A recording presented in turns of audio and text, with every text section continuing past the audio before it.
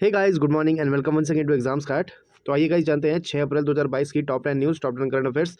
But news शुरू करने से पहले शुरुआत करेंगे अपने क्वेश्चन ऑफ द डे के साथ, जिसमें आज का जो आपका क्वेश्चन है वो है ज्योग्राफी से। ठीक है, मैं आपसे आज पूछ रहा हूँ कि आप बताइए कि largest mint in India is located at. तो भारत में सबसे बड़ी टकसाल कहाँ स्थित है? टकसाल वो जगह होती है जहाँ पे सिक्के बनाए जाते हैं। ठीक है, तो भारत में सबसे बड़ी टकसाल कहाँ स्थित है, आपको ये बताना है कमेंट करके। आपके जो ऑप्शन है वो है नासिक, कोलकाता, हैदराबाद या फिर मुंबई। ठीक है, करेक्ट आंसर अगर आपको आता है तो कमेंट करें अभी। ठीक है, और बाकी जिसको नहीं आता है उसका रिप्लाई मैं आपको करूंगा इस क्वेश्चन का वीडियो के अंत में। तो वीडियो के अंत तक जरूर बने रहे, जाने आज की टॉप 10 न्यूज़ क्या क्या है। सारी न्यूज़ बहुत इंपॉर्टेंट है। ठीक है, लेकिन अगर आपको क्वेश्चन का आंसर आता है, क्वेश्चन का कमेंट जरूर करें, साथ ही साथ शेयर कर दें सेशन को, और चैनल में परिवार चैनल को सब्सक्राइब कर लेना। ठीक है, कमेंट करने पे आपको मिलेगा क्या? Monthly PDF free of cost. तो कमेंट जरूर करें। साथ ही साथ जो भी सीएस कैंडिडेट हैं जिनके एग्जाम है अभी अप्रैल और मई में, ठीक है, आरआरबी, एनटीपीसी का, सीबीटी 2 का या फिर एसएससी सीजीएल का एग्जाम है, तो उनके लिए बहुत इंपॉर्टेंट है ये करंट अफेयर्स का पीडीएफ। ठीक है, लास्ट 6 मंथ के करंट अफेयर्स आपको इसमें मिल जाएंगे, सितंबर से लेकर फरवरी तक का। ठीक है, कंपाइलेशन फॉर्म में है, टॉप 500 क्वेश्चन हैं इसमें। ठीक है, तो इसको जरूर एक बार चेकआउट कर लें, लिंक आपको डिस्क्रिप्शन में मिल जाएगा। ठीक, चलिए शुरुआत करते हैं करंट अफेयर्स की। देखते हैं पहला करंट अफेयर क्या है। आज का जो करंट अफेयर है पहला वो है, केंद्र सरकार ने विनय मोहन क्वात्रा को भारत का अगला विदेश सचिव नियुक्त किया है। ठीक है, जानते हैं इसको थोड़ा सा। केंद्र सरकार ने 4 अप्रैल 2022 को विनय मोहन क्वात्रा को भारत का अगला विदेश सचिव यानी कि फॉरेन सेक्रेटरी नियुक्त किया है। बता दें कि क्वात्रा नेपाल में भारत के राजदूत हैं। वे हर्षवर्धन श्रृंगला के स्थान पर विदेश सचिव का पद संभालेंगे। तो इससे पहले विदेश सचिव यानी फॉरेन सेक्रेटरी कौन थे? हर्षवर्धन श्रृंगला थे। ठीक है, वहीं हर्षवर्धन श्रृंगला 30 अप्रैल को सेवानिवृत्त हो रहे हैं। बता दें कि विनय मोहन क्वात्रा की छवि विदेशी कूटनीति के मामले में बहुत अच्छी मानी जाती है। उनकी नियुक्ति से स्पष्ट है कि भारतीय विदेश मंत्रालय का विनय मोहन क्वात्रा पर अटूट विश्वास है। ओके, चलिए नेक्स्ट है विक्टर ऑर्बन ने हंगरी के प्रधानमंत्री के रूप में चौथा कार्यकाल जीता। ये मोस्ट इंपॉर्टेंट न्यूज़ है। क्यों है ये मोस्ट इंपॉर्टेंट? एक तो अपॉइंटमेंट से रिलेटेड है, दूसरा जो हंगरी देश है वो आपका यूक्रेन के जो सीमा बनाता है हंगरी देश, इसलिए वहाँ के जो ये भी प्रधानमंत्री चेंज हुए हैं, तो इसलिए काफ़ी इंपॉर्टेंट हो जाता है अपने आप में क्वेश्चन। ठीक है, तो आपको पता होगा यूक्रेन और जो रशिया उसका विवाद चल रहा है, तो यूक्रेन से रिलेटेड या यूक्रेन के आसपास के जितने भी देश हैं उनसे संबंधित तथ्य पूछे जा सकते हैं आपके आगामी परीक्षाओं में, इसलिए ये इंपॉर्टेंट हो जाता है। चलिए जानते हैं इसके बारे में। हंगरी के प्रधानमंत्री विक्टर ओरबान ने 2022 के लिए देश के आम चुनाव में शानदार जीत से कार्यकाल में लगातार चौथी बार जीत हासिल की है। उनकी दक्षिणपंथी फाइट्स पार्टी है ना, his right wing fits party ने कुल 98% मतगणना में 53.1% हासिल किए। मई 2010 में प्रधानमंत्री की भूमिका संभालने के बाद से 58 वर्षीय पहले से ही यूरोपियन संघ में सरकार के सबसे लंबे समय तक शासन करने वाले प्रमुख हैं। ओके, नाम याद रखिएगा, विक्टर ऑर्बन, हंगरी से रिलेटेड है, हंगरी के प्रधानमंत्री है। ओके, अच्छा, एक और जो आपके लिए फैक्ट हैं जो आपको याद होनी चाहिए वो मैं आपको बताता हूँ। हंगरी की राजधानी क्या है? बुदापेस्ट हंगरी की राजधानी है। हंगरी में मुद्रा कौन सी चलती है? हंगेरियन फोरिएंट।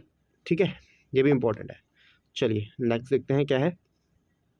देखिए नेक्स्ट है, सूरत प्रसंस्कृत स्टील स्लैग यानी कि इंडस्ट्रियल वेस्ट से सड़क बनाने वाला पहला भारत का शहर बन गया है। तो सबसे पहला भारतीय शहर कौन सा है जिसमें इंडस्ट्रियल वेस्ट यूज़ करके सड़क बनाई गई है? वो है सूरत। ठीक है, काफ़ी इंपॉर्टेंट है ये भी, जानते हैं इसके बारे में थोड़ा सा।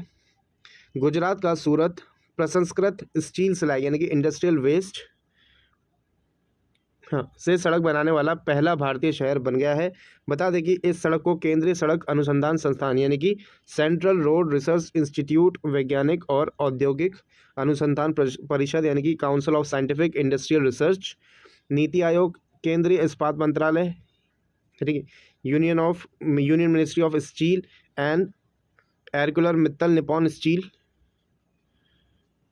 द्वारा संयुक्त उद्यम परियोजना के रूप में विकसित किया गया। तो इन सारे डिपार्टमेंट्स के द्वारा मिलकर इस चीज़ को बनाया गया है।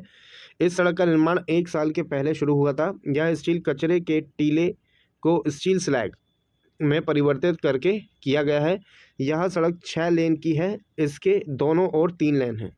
ठीक है, चलिए नेक्स्ट है 5 अप्रैल को मनाया गया कौन सा दिवस? राष्ट्रीय समुद्री दिवस यानी कि नेशनल मैरीटाइम डे। तो ये भी इंपॉर्टेंट है, कई बार पूछा भी गया है नेशनल मैरीटाइम डे कब मनाया जाता है, तो आपको याद रखना है कब? 5 अप्रैल को। भारत में राष्ट्रीय समुद्री दिवस यानी कि नेशनल मैरीटाइम डे हर साल 5 अप्रैल को मनाया जाता है। इसका उद्देश्य लोगों में समुद्री व्यापार और यातायात के प्रति जागरूकता फैलाना है। राष्ट्रीय समुद्री दिवस भारत के लिए बहुत खास है। दरअसल राष्ट्रीय समुद्री दिवस 5 महासागरों में व्यापार को सुविधाजनक बनाकर समुद्री अर्थव्यवस्था के राष्ट्रीय सहयोग का प्रतीक है। ओके, चलिए नेक्स्ट देखते हैं। ग्रामीण क्षेत्रों महिलाओं के विकास के लिए फ्लिपकार्ट फाउंडेशन की शुरुआत की गई। क्या है ये फ्लिपकार्ट फाउंडेशन, देखते हैं थोड़ा सा। Domestic e-commerce giant the Flipkart Group has formed and launched a new platform, the Flipkart Foundation, with a focus on development in rural areas and providing equal access to development opportunities for women and other disadvantaged communities। ठीक है, तो mainly महिलाओं को फ़ायदा देने के लिए इस पहल को शुरुआत की गई है। The Flipkart foundation aims to use the lesson of Flipkart to positive impact the lives of 20 million people directly और indirectly across multiple sectors in the coming decade. Okay, next है 7 अप्रैल को टाटा समूह क्या लॉन्च करने जा रहा है? एक सुपर ऐप लॉन्च करने जा रहा है। ठीक है, 7 अप्रैल को। तो क्या है वो सुपर ऐप, जान लेते हैं। 7 अप्रैल को टाटा समूह अपने बहु प्रशिक्षित सुपर ऐप न्यू को लॉन्च करेगा। ठीक है, टाटा न्यू करके एक नई ऐप लॉन्च हो रही है। यह सॉफ्टवेयर गूगल प्ले स्टोर से डाउनलोड के लिए उपलब्ध होगा, मतलब गूगल प्ले स्टोर से आप इसको डाउनलोड कर सकते हैं। टाटा का न्यू ऐप एक ही प्लेटफॉर्म पर हवाई जहाज़, होटल, दवाएं और किराने का सामान एक ही स्थान लाएगा। आप ऐप का उपयोग करके कार भी किराए पर ले सकेंगे। तो ठीक है, तो काफ़ी सारी चीज़ें इसमें एक साथ आपको मिल जाएगी, इसलिए इसका नाम रखा गया है सुपर ऐप। ठीक है, जिसका नाम होगा टाटा न्यू के नाम से ये लॉन्च होने वाला है 7 अप्रैल को। ओके, चलिए नेक्स्ट। देविका रंगाचारी द्वारा लिखित क्वीन ऑफ फायर नामक एक पुस्तक इन्होंने लिखी है। ठीक है, क्या है इस पुस्तक के बारे में थोड़ा जानते हैं। पुरस्कार विजेता बच्चों की लेखिका और इतिहासकार देविका रंगाचारी ने क्वीन ऑफ फायर नामक एक नया उपन्यास लिखा है जो झांसी की रानी लक्ष्मीबाई की कहानी को अन्वेषण करती है। यह पुस्तक रानी लक्ष्मीबाई की रानी, सैनिक और राजनेता के रूप में यात्रा पर केंद्रित है। यह पुस्तक इस बात का विस्तृत विवरण प्रदान करती है कि कैसे रानी ने एक विधवा के रूप में राज्य पर अधिकार कर लिया और ईस्ट इंडिया कंपनी के खिलाफ विद्रोह करने के लिए क्रांतिकारियों में शामिल हो गई। देविका रंगाचारी एक इतिहासकार हैं जिन्होंने प्रारंभिक मध्ययुगीन भारतीय इतिहास में लिंग पर डॉक्टरेट के बाद शोध किया है। ओके, चलिए नेक्स्ट क्या है। अगले थल सेना प्रमुख होंगे कौन? उप प्रमुख लेफ्टिनेंट जनरल मनोज पांडे। जानते हैं इसके बारे में। देखिए, vice chief lieutenant general Manoj Pande थल सेना अध्यक्ष बनने के लिए पूरी तरह तैयार है, क्योंकि मौजूदा सेना प्रमुख जनरल एम नरवणे, जिन्हें चीफ ऑफ डिफेंस स्टाफ के पद के लिए सबसे आगे के रूप में देखा जा रहा है, इस महीने के अंत तक सेवानिवृत्त होने वाले हैं।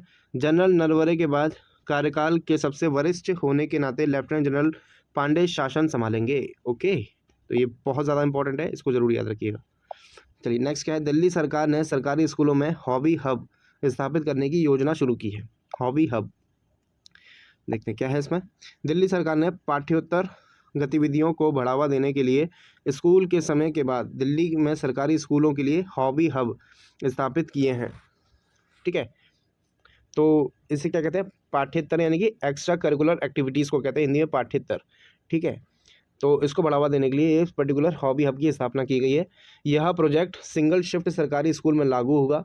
इस नए शैक्षणिक स्तर के दौरान स्कूल के बाद नृत्य, संगीत, कला और शिल्प गतिविधियों के साथ दिल्ली के सरकारी स्कूलों में हॉबी हब स्थापित करने की यह परियोजना पर काम चल रहा है। ओके, चलिए नेक्स्ट क्या है। आंध्र प्रदेश सरकार ने 13 नए जिलों के गठन की घोषणा की है। ठीक है, जानते हैं थोड़ा इसके बारे में। आंध्र प्रदेश के मुख्यमंत्री वाईएस जगनमोहन रेड्डी ने हाल ही में 13 नए जिलों का गठन का ऐलान किया है। इसके बाद अब राज्य में कुल जिलों की संख्या 26 हो गई है। गौरतलब है, रेड्डी ने साल 2019 के विधानसभा चुनाव में नए जिलों के गठन का वादा किया था। आंध्र प्रदेश के मुख्यमंत्री जगनमोहन रेड्डी ने अधिकारियों को नए जिलों के दफ्तर आवंटन प्रक्रिया को सुव्यवस्थित करने के निर्देश दिया था। ओके, तो अब 26 जिले हो जाएंगे किसमें? आंध्र प्रदेश में। तो आते हैं अपने क्वेश्चन ऑफ द डे के ऊपर, जिसमें मैंने आपसे पूछा था भारत की सबसे बड़ी टकसाल यानी कि मिंट कहाँ पे लोकेटेड है। ऑप्शन थे आपके नासिक, कोलकाता, हैदराबाद या फिर मुंबई। करेक्ट आंसर इसका option number B, Kolkata. Kolkata में स्थित है लार्जेस्ट मिंट, सबसे बड़ी टकसाल इंडिया की। ओके, आई होप आपको वीडियो पसंद आया होगा। वीडियो पसंद आया तो वीडियो को क्या करना है? लाइक करना है आपको। ठीक है। साथ ही साथ शेयर करना जितना ज़्यादा हो सके, और चैनल पर पहली बार तो चैनल को सब्सक्राइब करना, सब्सक्राइब किए बगैर नहीं जाएगा कोई भी, ठीक है। सब्सक्राइब जरूर कर ले। बाकी मिलेंगे कल हम फिर नेक्स्ट क्लास में। Till then take care, bye bye.